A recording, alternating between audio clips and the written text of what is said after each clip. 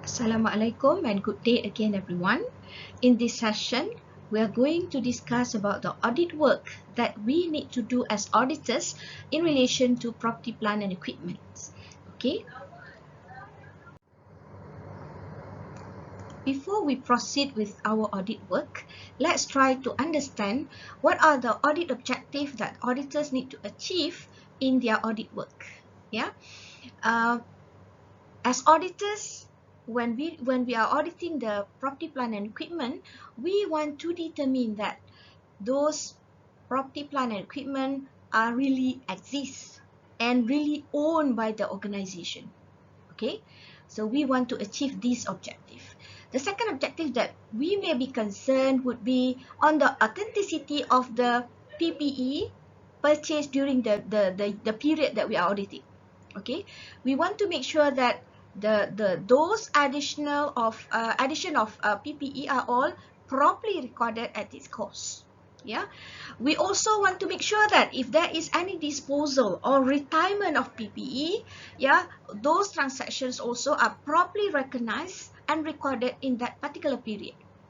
And the last one here, as we all know, in relation to PPE, there are depreciation expenses related to it. So those depreciation also must be properly calculated and allocated in the financial statements. Okay, let's move on and discuss further on the assertions and related audit tasks that we need to do for PPEs.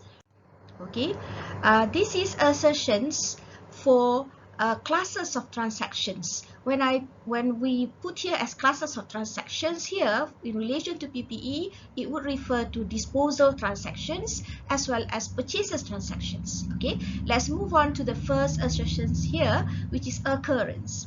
Okay, the auditors, need assurance that all recorded PPE transactions are valid, really occur for that particular period and related to the client. So among the audit work that we can do is we can do vouching.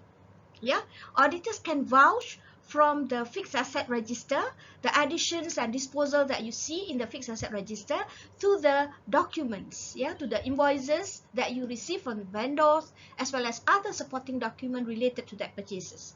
Okay, or other than that, the auditors also can review the lease agreements to ensure that lease transactions are accounted for that particular property. Okay, the second assertions that we have here is related to completeness. Yeah, the auditors want to make sure that all PPE transactions that occurred during that year have been recorded. Yeah, what can we do? What can the auditors do? The auditors can do tracing. You trace from the documents, physical documents, to the records. Yeah, you trace from the purchase requisition, for example, to the loading dock report as well as to PPE records to make sure that all have been recorded. Next slide is about authorization. Yeah, the authorization of those transactions. The auditors want to make sure that the client's management and the staff follow proper internal control or other company authorization procedures that the company has when they are approving the purchases or the disposal of these PPEs. Yeah, for example, the auditors can vouch a sample of PPE additions, through documentation indicating proper authorization. For example, the minutes of the board of directors, for example. The next one here is about accuracy.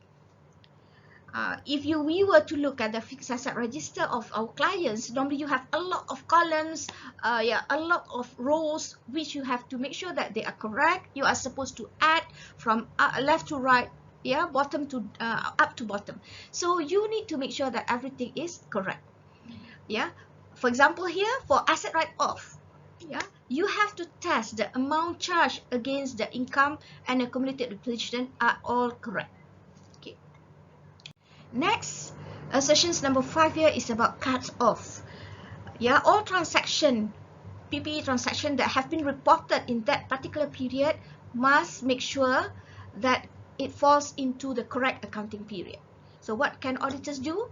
You can examine the purchases and the sales of these PPEs look at the invoices, look at the dates on those invoices, and see whether it falls into the correct accounting period in the record. The last one here is about classification. Yeah, classification. When we do audit of PPE, yeah, we want to make sure that those assets which is considered as PPE here really fixed asset. They are not current asset. So you have to make sure that they are really fixed asset, not current asset, and being recorded accordingly. Another one that is of concern would be the repair and maintenance expenses, because sometimes these repair and maintenance expenses can be very large amount, and sometimes it can be incorrectly or wrongly categorized into PPE, which is wrong. Yeah, so we have to also check our repair and maintenance accounts, scan through the repair and maintenance account, vouch the transaction, and make sure that they are all repair and maintenance expenses, the normal annual repair and maintenance expenses, and nothing related to the fixed asset. Yeah, the same goes the reverse of that. We also need to make sure that everything which is recorded as fixed asset are really fixed asset and not repair and maintenance. Okay everyone, let's now take a little break and watch out for the next video on audit test for PPE part 2. See you everyone.